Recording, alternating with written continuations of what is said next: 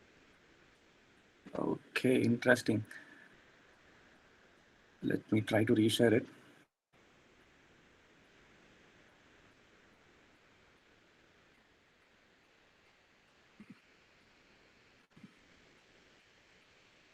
Now, is it okay? Okay. No.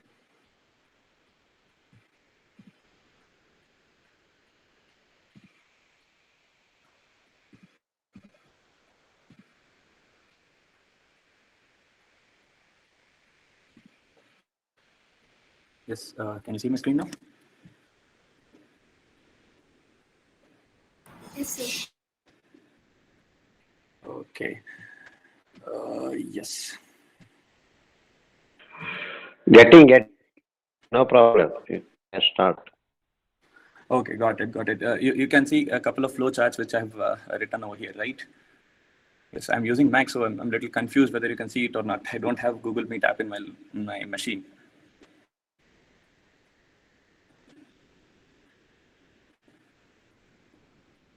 Visible. Yes, perfect. So yes, yes. Thanks for the introduction. Yes, without wasting any time. All right, let me go ahead. Yes, once I think a lot of people here have completed their 12th. Congratulations for that. And yes, let's see. I'll try to explain with a simple flow chart on how will be your career perspectives if you take BSc Computer Science or BCA moving forward instead of taking a usual suspect engineering, right? So yes, so as you can see right here. What happens is, so I'll try to explain the pros and cons of BSc in only 2 points. Okay, the first point is if you take engineering or engineering for 4 years after your 12th, right? So the engineering will be basically concentrated upon only couple of subjects or couple of expertise, right? For example, if you take engineering in say electronics and communications, by the time you complete your engineering, you will be extremely proficient in those two, electronics and communications. But what about the rest? What about maths? What about computer science? What about statistics, etc., right? So you will not have that you will not have that wide range of subject expertise, right? So that is one thing which you can expect if you take BSc either in computer science or in stats or in maths. So what happens is, once you complete your BSc, you will be expert in many subjects, right? For example, in statistics, in computer science, in maths, maybe in physics, etc. So I'll tell you what is the advantage of this. Okay, so think that you have completed your BSc in statistics and computer science and say maths as well. So what happens is, now you tell me what exactly the skill set we need to become a data scientist or maybe a data engineer or a data analytics, right? So you need to have both statistics and computer science. Yes. So where are you getting it from? So you are actually getting both of those skill sets from the BSc itself. But if you go to engineering or some other degree, right, you can't get it. So you don't have that base at all, right? So that's and you know, right now data analytics and data engineering is like gold, mate. So we even in our company, we're looking for people who has both computer science and statistics knowledge, and till now we are unable to find even a single person who has both. So he'll either have computer science or he'll either have stats. But I think BSc will be a ground where you can learn both together, right? So the second point wherein BSc shines, right, BSc computer science or any other basic science for that matter, is time. So you will get a lot of time, free time, because correct me if I'm wrong, the lecturers over here. So the curriculum and the academics in basic science will be relatively less when compared to the curriculum and academy if you go to say engineering, right? So this will have more time in your bucket. So you can start exploring out of the box, like one of the fellow, I think presenter said, Aishwarya, I guess, right? So she said that she has attended a lot of model competitions, etc., right? So where will you get time from? So if you go to BTech or BE, right? So if you go to BSc, you will have a lot of time. So you can go, you can explore fests, you can participate in it, you can do collaborations with other colleges, and what this gives us is, this gives us immense confidence to you to start speaking out, to start speaking in public, to interact with other people of wild communities, etc., right? So this is something, I won't say it is not available in BE, but you won't have time at all. So your academics itself will fill up all of your time. So yes, so yes, so now you may ask me a question. Okay, Karthik, you're telling me the pros and cons about BSc, but what are the pros if I do BSc Computer Science in particular, right? Okay, to explain that, let me come back. Let me go a little further, right? So, what happens if you do BSc in Computer Science? Let me try from a recruitment perspective. Okay, suppose I'm a recruiter in say SAP or a TCS. Okay, now I have two applicants. One applicant has completed engineering in say electronics and communications, and one applicant has completed BSc Computer Science. Okay, so now I need to choose one among them. So what will I do? So if I choose a person who has completed engineering in electronics and communication into IT industry, right? So first and foremost thing is the pay I need to pay from my pocket to engineering person is more. Okay, that's how the industry standard is. If you do engineering, I need to pay you a little more than if you do basic science, at least in IT industry. Okay, that is a negative. And the second negative is he did engineering in electronics and communication. So I need to actually train him for 1 year in computer science to start giving something for the company, right? So I waste 1 year of my time so that the person will know what he need to do basically in computer science, right? So naturally, if you do BSc computer science, first thing what the company will think is, or the recruiter will think is, okay, I need to pay little less for this person. Okay, the pay which is going out of my pocket is little less. And the second thing is, this guy already knows programming. This guy already knows computer science, right? So he can start giving to the company. He can start giving back to the company from the day one itself. I no need to invest in this guy anymore, right? So that's in where right now the entire IT industry is shifting. So all the recruitment teams and recruitment managers are now actually are now starting recruiting people from BSc Computer Science and BCA graduates, because they see return of investment more in this line of work rather than recruiting someone who has done engineering in some random subject into IT industry, right?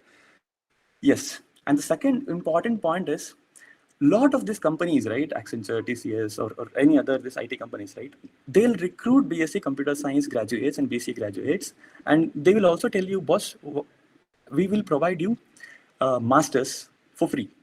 Okay, you come to us, you work with us, we will give you a little less salary initially. Okay, but to compensate that, we will provide you masters. Okay, so eventually you will be doing two things. Okay, you will be having IT industry experience. Not only that, you will also be having a double graduation.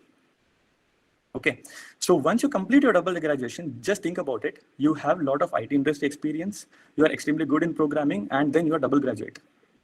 Okay, so if you go, then sky is the limit, mate. So there's no one can hold you. Okay, so this is what I wanted to say. So it's not like, okay, if I need to get into IT industry, I need to do BTech or I need to do BE, right? So this is a very much less explored path. Okay, nobody knows about this. And if you see here, a lot of people are actually coming out of engineering colleges, and the competition is cutthroat over here. You have lakhs and lakhs of person who are trying to get into IT industry who have completed engineering. But these guys, right, these guys want BSc graduates, and BSc graduates who have completed BSc in computer science, right, they are very less. And even if they have completed BSc, most of the people will go to research, most of the people will go to academics. The people who are coming to IT industry is very, very less. So you can easily get in to the IT industry if you complete BSc computer science, right? So the competition is actually less. This is a very less explored path, at least I would say, in India. So and my own career is a great example of it. So if you go down, right, so what I have done over here is, so I've completed my BSc Computer Science in PPC itself. So in the campus itself, I got a call from TCS, Wipro. I got selected in, I think, I don't remember exactly, Accenture as well. So TCS provided me an opportunity to work with them and also to complete my MCA from Shastra University, Tanjore. So what I did, I took that opportunity. So, and once I completed 4 years in TCS, I had double graduation. Okay, I'm a master's in computer application, and I had 4 years of industry experience as well. So that actually made me an easy jump to Robert Bosch. Okay, in Robert Bosch, I have worked as a senior software engineer for 2 years, and from then on, I went to SAP. Most of you guys don't know SAP. It's one of the leading industry product-based software engineering company based on Germany. Okay, so if you talk about paycheck over here, right? So yes, engineering people can get, I think, if I'm not wrong, 3.5 LPA starting. Okay, but BCA graduates or BSc Science graduate, right? They will get little less. Okay, don't expect a lot of pay here. That is one of the negatives I can say. You can say around 2.5 LPA is the starting pay. Okay, once you get this pay, but the pro is you will get a master's degree. Okay, once you complete this, so you can easily switch to the next company. This is completely based on your skill set. So if I want to give my example, I got a Robert Bosch offer for around I guess 10 LPA, and SAP is more than double that, so more than 20 you can say. So yeah, I urge you guys to actually explore these kind of career opportunities where not a lot of people know, right? So hence the competition will be very less, and you will also get a lot of time to attend fest, attend other competitions, get yourself comfortable with public speaking, get yourself comfortable with people of other demographics, etc. Right? So yes, I think that's all 2 cents from my side. Any questions? And I hope you guys can see my screen because I really don't know if it's visible or not.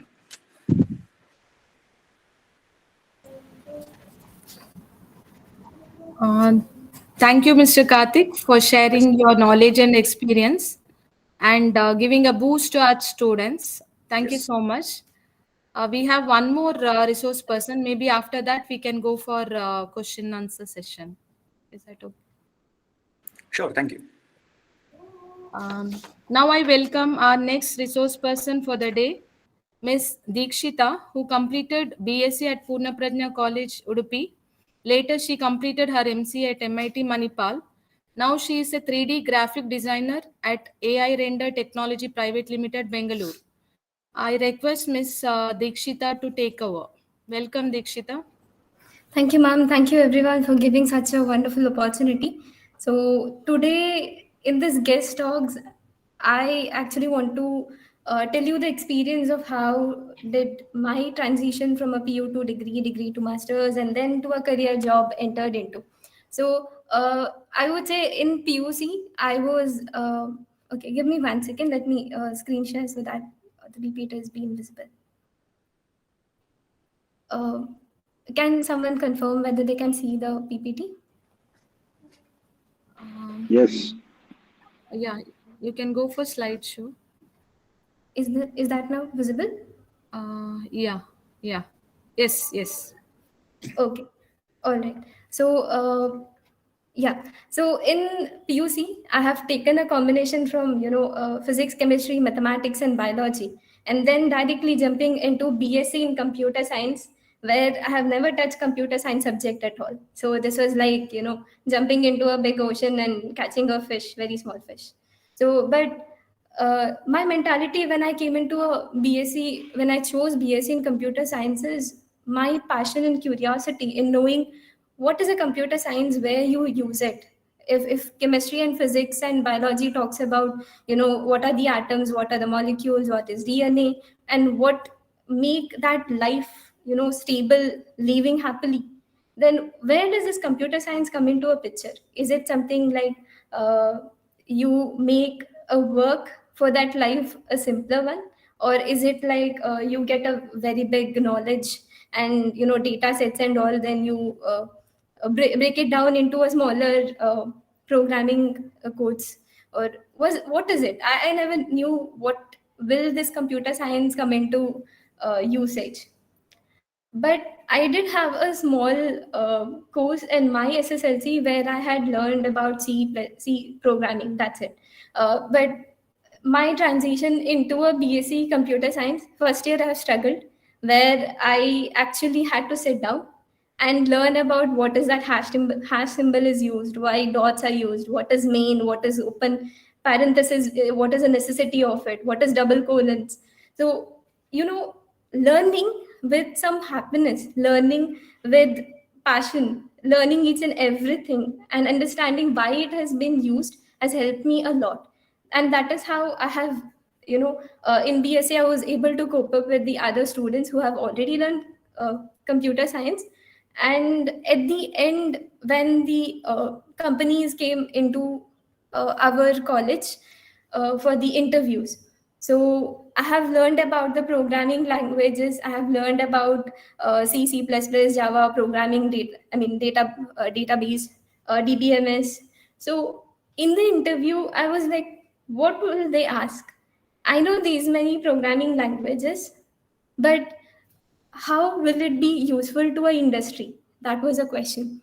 But when I went and gave interview for Deloitte, for TCS and Infosys, the questions were not about the programming, but the question was, what is life? They have written something in a resume, in a hobby, saying like, I know to solve the cube. They actually bought it in front of me and they asked me to solve a cube. I was like, are they asking a programming language, or are they asking me to solve a cube?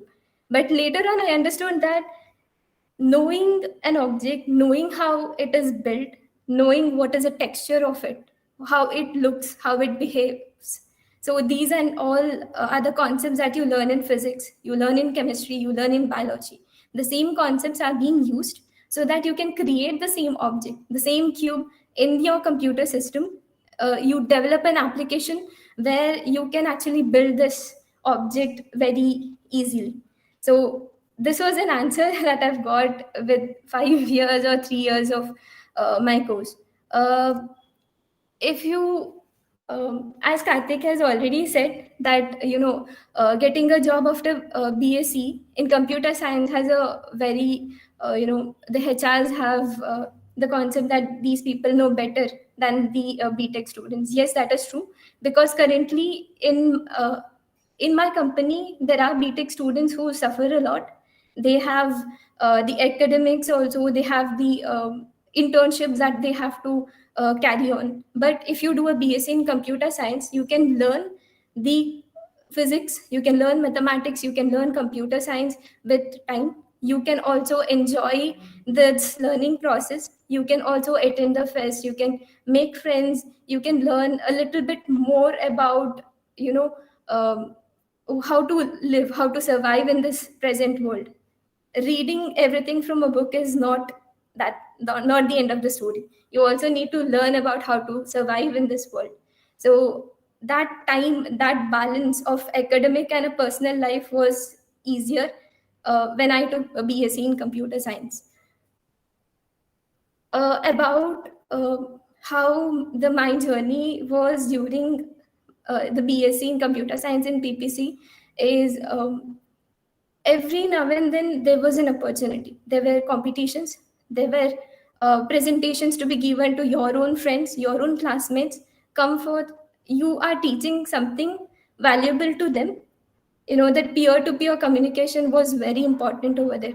After the presentation, my own classmates have that confidence to come to near me and ask me, what was that you told in the presentation? If it was a teacher, some people might have that a fear that what would she say, she has already explained, will she explain again? But that inferiority or the confidence level was increased when we had a peer-to-peer conversation. Yeah. So during my BSc last year, all the companies came into the campus for the interview. I have got selected to all the three: Deloitte, TCS, and Infosys. Among them, they have come for the job profile of data analyst for the software developers, and mainly for the testing profiles and all. But even if I have got a job in such a wonderful company, you might ask, like, why did I go for MCA?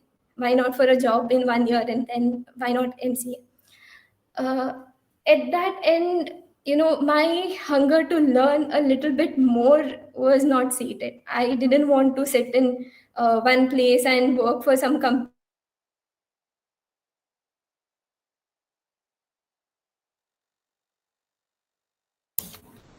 Dikshita, your voice is not audible.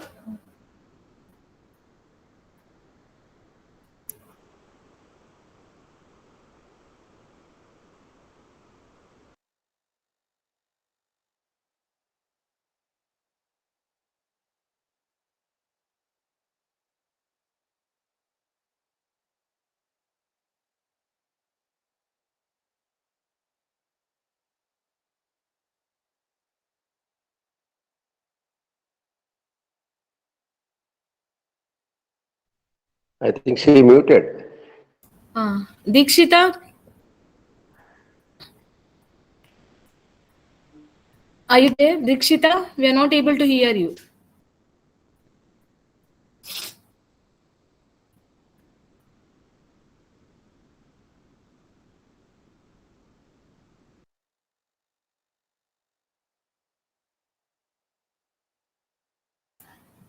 Okay, maybe she might be having network issue.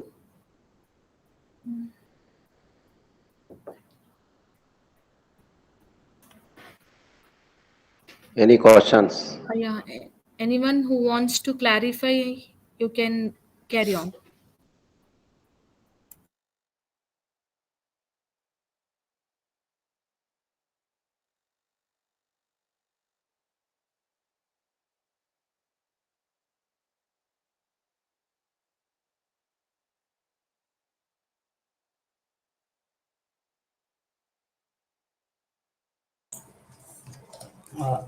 Hello, this is Abhishek. I don't know it's right or wrong. I'm a speaker. I just want to ask a question with Karthik. For Karthik. Yes, Abhishek. Yeah, Karthika, you have told you got opportunity to do a higher education in TCS. Yes. So whether they are taking any bond for giving that opportunity, like 2 year, 3 years bonds after pursuing like that.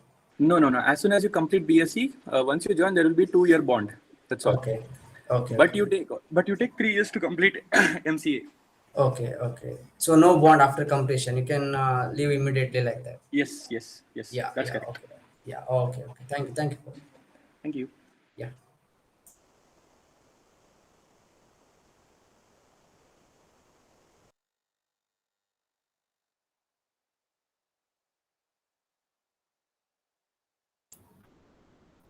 Any more questions?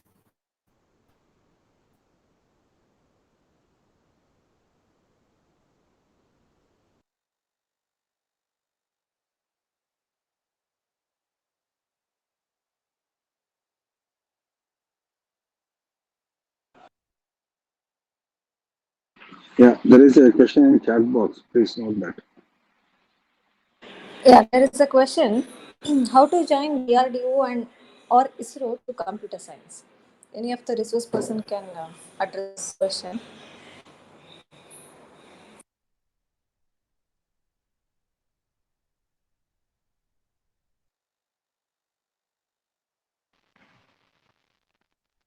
DRDOಗೆ ಒಂದು scientific assistant ಮತ್ತು scientific officers recruitment ಆಗುತ್ತೆ. September ಅಂತ ಒಂದು notification ಮಾಡ್ತಾರೆ. Every year ಅಲ್ಲಿ almost ಜುಲೈಯಲ್ಲಿ opening ಇರುತ್ತೆ DRDOಗೆ. BSc ಆದವರು ಸಹ ಜಾಯ್ನ್ ಆಗ್ಬೋದು ಸೈಂಟಿಫಿಕ್ ಅಸಿಸ್ಟೆಂಟ್ ಆಗಿ. ಸೈಂಟಿಫಿಕ್ ಆಫೀಸರ್ಸ್ ಅವರು ರಿಕ್ರೂಟ್ಮೆಂಟ್ ಮಾಡುವಂಥದ್ದು ಅವರಿಗೆ ವೇಕೆನ್ಸೀಸ್ ಇದ್ದಾಗ ಎವ್ರಿ ಇಯರ್ ಅಂತ ಅವರು ನೋಟಿಫಿಕೇಶನ್ ಮಾಡೋದಿಲ್ಲ ಸೈಂಟಿಫಿಕ್ ಆಫೀಸರ್ಸ್ಗೆ.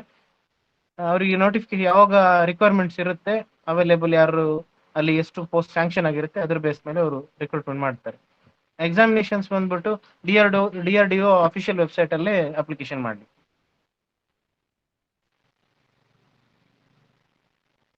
ಇನ್ನೊಂದು ಇಸ್ರೋದಲ್ವಾ ಕೇಳಿದ್ದು? ಹೌದು ಸರ್, ಇಸ್ರೋ. ಇಸ್ರೋಗೆ 2-3 ರೀತಿಯಲ್ಲಿ ಒಂದು ಜಾಯ್ನಿಂಗ್ ಇದೆ. ಒಂದು, ಅವರು ನಾರ್ಮಲ್ ಆಗಿ ಅವರು ಅಸಿಸ್ಟೆಂಟ್ ಕಾಲ್ಫರ್ ಮಾಡ್ತಾರೆ, ಮತ್ತೆ ಸೈಂಟಿಫಿಕ್ ಅಸಿಸ್ಟೆಂಟ್ ಕಾಲ್ಫರ್ ಮಾಡ್ತಾರೆ. ಆಮೇಲೆ JRF ಆದವ್ರನ್ನು ಸಹ ಇವರು ರಿಸರ್ಚ್ ಫೆಲೋಸ್ ಅನ್ನು ಸಹ ಇಸ್ರೋದಲ್ಲಿ ಕಾಲ್ಫರ್ ಮಾಡ್ತಾರೆ. PhD ಆಗಿರ್ಬೇಕು, ಅವ್ರನ್ನು ಸಹ ಸೈಂಟಿಸ್ಟ್ ಆಗಿ ಸಹ ಕಾಲ್ಫರ್ ಮಾಡ್ತಾರೆ.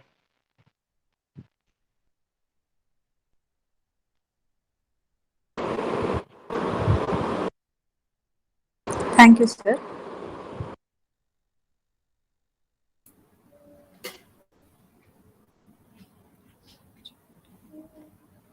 There's one more question. Which exam we have to clear to join defense services as computer science student?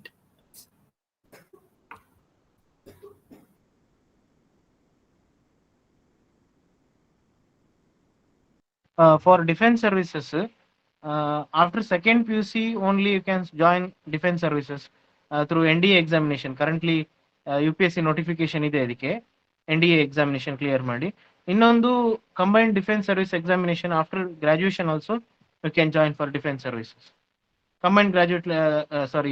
Combined defense service examination for all army, navy and also air force. Official notification ಬೇಕಿದ್ರೆ ಅವರಿಗೆ ಸಂಬಂಧಪಟ್ಟ download ಮಾಡಿ ಕಳಿಸ್ಕೊಡ್ತೇನೆ. Thank you, sir. One more question. Is it better to do job after BSc and then go for masters, or just go for masters soon after BSc? No actually ಅವ್ರಿಗೆ interest ಇದ್ರೆ ಫಸ್ಟಿಗೆ studies ಅನ್ನ ಮುಗಿಸ್ಕೊಂಡೆ ನಂತರ job join ಆಗೋದು better. ಇಲ್ಲ ನಾನು job ಮಾಡ್ತೀನಿ ಅಂತ ಅವ್ರಿಗೆ ಇಂಟ್ರೆಸ್ಟ್ ಇದ್ರೆ, ಸ್ಟಡೀಸ್ ಅಲ್ಲಿ ಅಷ್ಟೊಂದು ಇಂಟ್ರೆಸ್ಟ್ ಇಲ್ಲದೆ ಇದ್ರೆ ಅವರು ಜಾಬ್ ಅಪರ್ಚುನಿಟೀಸ್ ಹೋಗೋದು ಒಳ್ಳೇದು. ಎನಿವೇ ಅವರು ಯಾವುದೇ ಕಾರಣಕ್ಕೂ ನಾನು ಮಾಸ್ಟರ್ ಮಾಡ್ಕೊಂಡೇ ಮಾಡ್ತೀನಿ, ಜಾಬ್ ಟ್ರೈ ಮಾಡ್ತೀನಿ, ಅದನ್ನು ಮಾಡಬಹುದು. ಜಾಬ್ ಅಪರ್ಚುನಿಟೀಸ್ ಇದ್ರೆ, ಒಳ್ಳೆ ಅಪರ್ಚುನಿಟೀಸ್ ಗಳಿದ್ರೆ ಮಾಸ್ಟರ್ ಡಿಗ್ರಿ ಮಾಡುವಾಗಲೇ ಸಹ ಮಾಡಬಹುದು. ಫಾರ್ ಎಕ್ಸಾಂಪಲ್ ಇಸ್ರೋದಲ್ಲಿ, DRDOದಲ್ಲಿ, ಬಾರ್ಕ್ ಅಲ್ಲಿ ನಾವು ಮತ್ತೆ IASC ಅಲ್ಲಿ ನೀವು ಸೈಂಟಿಫಿಕ್ ಅಸಿಸ್ಟೆಂಟ್ ಆಗಿ ಹೋದ್ರು ಸಹ ಅಲ್ಲಿ ಸಹ ಅವರಿಗೆ ಅಪರ್ಚುನಿಟೀಸ್ ಇರುತ್ತೆ, ಫರ್ದರ್ ಸ್ಟಡೀಸ್ ಮಾಡ್ಕೊಳ್ಳಿಕ್ಕೆ ಅಪರ್ಚುನಿಟೀಸ್ ಇರುತ್ತೆ. ಈವನ್ NDA ಎಕ್ಸಾಮ್ ಬರೆದು ಅವರು ಡಿಫೆನ್ಸಿಗೆ ಜಾಯ್ನ್ ಆದ್ರೂ ಸಹ ಅವ್ರಿಗೆ ಇಂಜಿನಿಯರಿಂಗ್ ಮಾಡ್ಲಿಕ್ಕೆ ಅವರೇ ಡಿಫೆನ್ಸ್ ಸರ್ವಿಸ್ ಇಂದಾನೆ ಇಂಜಿನಿಯರಿಂಗ್ ಓದಿಸ್ತಾರೆ. ಅವ್ರಿಗೇನು ಪ್ರಾಬ್ಲಮ್ ಆಗೋದಿಲ್ಲ, ಸ್ಟಡೀಸಿಗೆ ಏನು ಪ್ರಾಬ್ಲಮ್ ಆಗೋದಿಲ್ಲ. ಅದಕ್ಕೂ ಸಹ ಸ್ಟಡೀಸಿಗೂ ಸಹ ಅಲ್ಲಿ ಅವಕಾಶಗಳು ಇರ್ತದೆ. ಮತ್ತೆ ಬೇರೆ ಬೇರೆ ಡಿಪಾರ್ಟ್ಮೆಂಟ್ಗಳಲ್ಲೂ ಸಹ, ಈವನ್ ಬೇರೆ ಸ್ಟೇಟ್ ಗೌರ್ಮೆಂಟ್ ಮತ್ತೆ ಸೆಂಟ್ರಲ್ ಗೌರ್ಮೆಂಟ್ ಬೇರೆ ಡಿಪಾರ್ಟ್ಮೆಂಟ್ಗಳಲ್ಲಿ ಅವರು ಸಹ ವರ್ಕ್ ಮಾಡ್ತಿರುವಾಗ ಫರ್ದರ್ ಸ್ಟಡೀಸ್ ನಾನು ಮಾಡ್ತೀನಿ ಅಂತ ಆದ್ರೆ ಅವರಿಗೆ ನಮ್ಮ KCSR ರೂಲ್ ಅಲ್ಲಿ ಅವರಿಗೆ ಎಕ್ಸ್ಟ್ರಾ ಆರ್ಡಿನರಿ ಲೀವ್, ಅವರು 1 year ಕಂಪ್ಲೀಟ್ ಮಾಡಿದಿದ್ರೆ ನಮ್ಮಲ್ಲಿ ವರ್ಕಿಂಗ್, ಅವ್ರ ಪ್ರೊಬೇಷನರಿ ಕ್ಲಿಯರ್ ಆಗಿದ್ದಿದ್ರೆ ಅವರನ್ನ ಎಕ್ಸ್ಟ್ರಾ ಆರ್ಡಿನರಿ ಲೀವ್ ಅಂತ ಕೊಟ್ಟು ಅವರಿಗೆ ಫರ್ದರ್ ಸ್ಟಡೀಸ್ ಮಾಡಕ್ಕೆ ಅಪ್ ಟು 1 year ತನಕ ನೆಕ್ಸ್ಟ್ ಸ್ಟಡೀಸ್ ಮಾಡಕ್ಕೆ ಅವ್ರಿಗೆ ಅವಕಾಶ ಇರುತ್ತೆ. ಅದಾದ್ಮೇಲೆ ಅವ್ರ ಸಂಬಂಧಪಟ್ಟ ಲೀವ್ಗಳಿರ್ತದೆ, ಅಪ್ ಟು 2 years ತನಕ ಎಕ್ಸ್ಟೆಂಡೆಡ್ ತಗೊಂಡು ಅವರು ಎಜುಕೇಶನ್ ಕಂಪ್ಲೀಟ್ ಮಾಡಿ ಮತ್ತೆ ಸಹ ಡಿಪಾರ್ಟ್ಮೆಂಟ್ ಅಲ್ಲಿ ಸರ್ವಿಸ್ ಮಾಡ್ಲಿಕ್ಕೂ ಸಹ ಗವರ್ಮೆಂಟ್ ಅವಕಾಶ ಕೊಟ್ಟಿದೆ.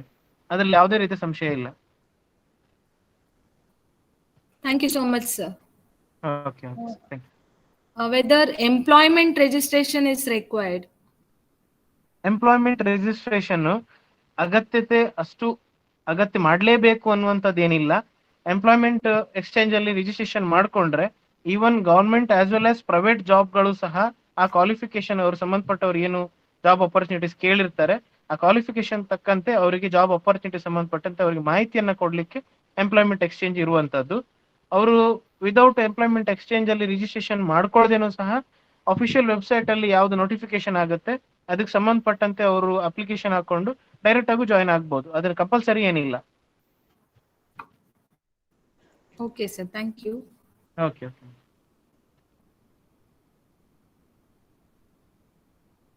Hello. Am I audible? Yes, Suhan. Please. Well, I'm Suhan, pursuing my BSc degree in computer. Two persons who spoke about computer science after a long time. Now I have a question for Karthik. Yes, Suhan. Okay, could you please tell me how long you worked in TCS after BSc, what they had taught you in the training program once after you joined, and also what they had taught you during your MCA program? Okay, fine. Yeah, Suhan, I have worked for 4 years, all real-world applications using these programming languages. Okay, once the 6 months training is completed, okay, then we have to apply for masters inside TCS itself. Okay, since we are basic science graduates, our application will be processed and we can directly start studying as well. So there won't be any classroom trainings per se. There will be virtual sessions every weekend, and they will give us all the materials and recording CDs through which we need to go through, and the exams will be semester wise. Okay, so once you complete the 6 months training, it doesn't matter to TCS whether you are from engineering background or you are from basic science background. You are just treated as a resource who knows how to solve problem using different programming languages. That's all. So they will put you into different projects where you have requirements. Okay, for example, I have worked in a project for HDFC in TCS. So, and I have worked in a project for Central Bank of Australia as well. So there is no differentiation at all. Does this answer your question, or do you have more doubts which you need some clarifications on? No, sir. I've got my answers. Perfect. Yeah. Thanks. All right.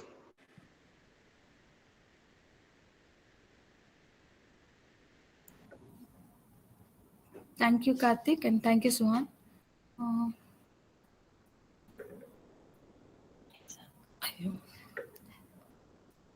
There's a question.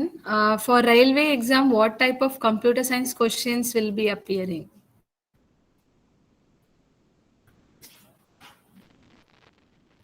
For railway exams, minimum 10 to 15 questions, computer science questions. It's a basic computer questions, not software coding language ಅಂತ ಸಂಬಂಧಪಟ್ಟಂತೆ ಏನು ಕೇಳೋದಿಲ್ಲ.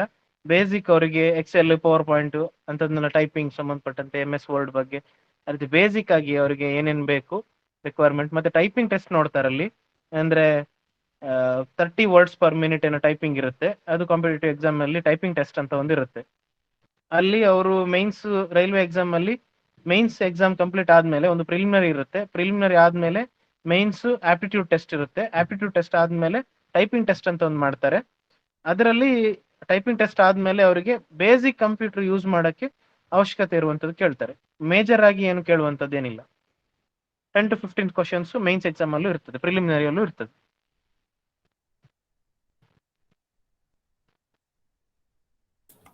Thank you, sir.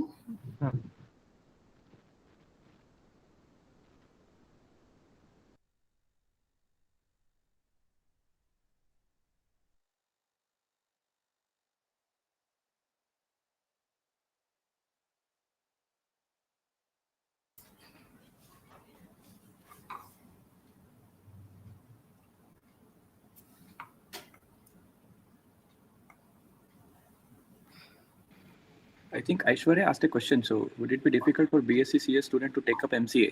Not at all.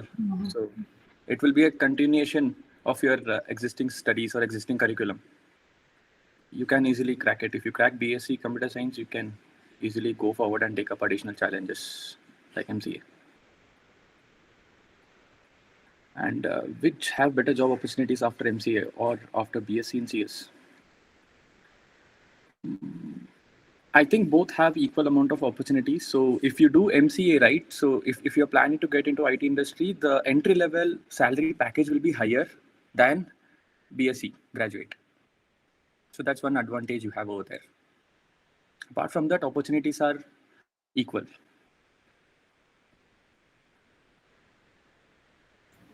Thank you, sir.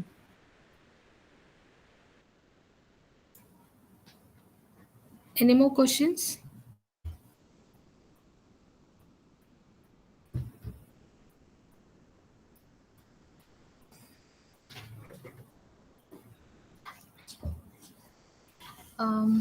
Okay.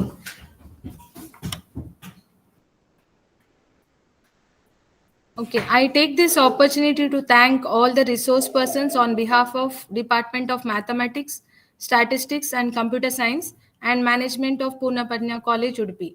This evening was awesome with sharing all your knowledge and experience, letting us know various opportunities in different areas for science graduates. Definitely today was an eye-opener for all the students from the science field.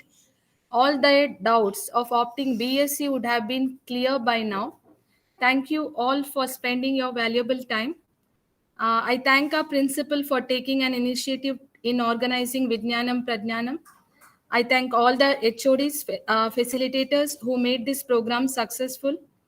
I thank parents and students who participated in today's program and definitely they would have got benefited hugely. Thank you all once again.